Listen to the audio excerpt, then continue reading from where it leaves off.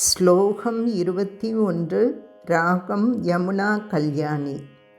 கிருஷ்ண நீ பேகனே பாரோ.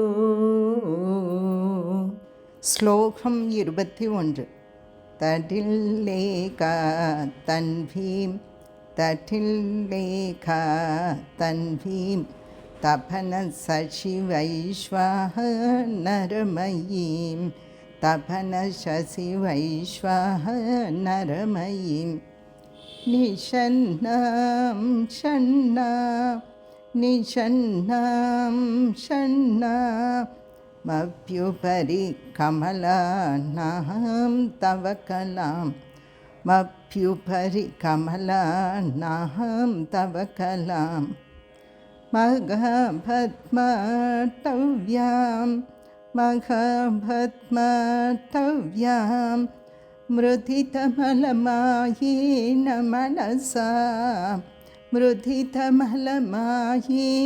மனசா மகாந்தக பஷ்யந்தோ மகாந்தக பஷ்யந்தோ தததி பரமாஹ்லாதலஹரீம்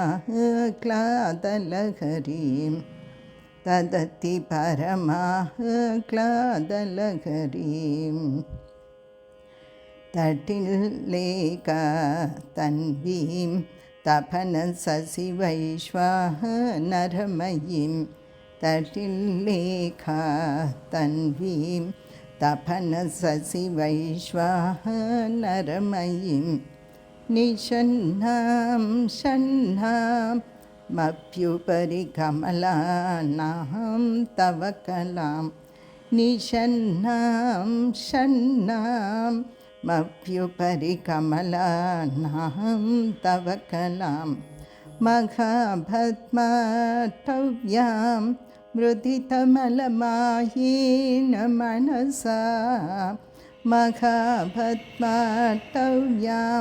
மிருதிதமலமாயேன மனசா மகாந்தக பஷ்யந்தோ தததி பரமாஹ்லாதலஹரீம் மகாந்தக பஷ்யந்தோ தததி பரமாஹ்லாதலஹரீம் தடில்லேகா தன்வீம் தபன சசி வைஸ்வாஹ நரமயீம் நிஷன்னாம் ஷன்னாம் அப்யுபரி கமலாநாம் தவ கலாம் தடில்லேகா தன்வீம் தபன சசி வைஸ்வாஹ நரமயீம் நிஷன்னாம் ஷன்னாம் அப்யுபரி கமலாநாம் தவ கலாம் மகாபத்மடவ்யாம்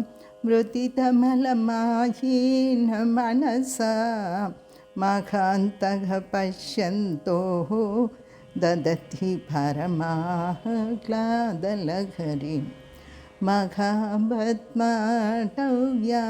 மிருதிதமலமாயேன மனசா மகாந்தக பஷ்யந்தோ தததி பரமாஹ்லாதலஹரீம் தடில்லேகா தன்வீம் தபன சசி வைஸ்வாஹ நரமயீம் நிஷன்னாம் ஷன்னாம் மப்யுபரி கமலாநாம் தவ கலாம் மகாபத்மடவ்யாம் மிருதிதமலமாயேன மனசா மகாந்தக பஷ்யந்தோ தததி பரமாஹ்லாதலஹரீம் தடில்லேகா தன்வீம் தபன சசி வைஸ்வாஹ நரமயீம் நிஷன்னாம் ஷன்னாம் மப்யுபரி கமலாநாம் தவ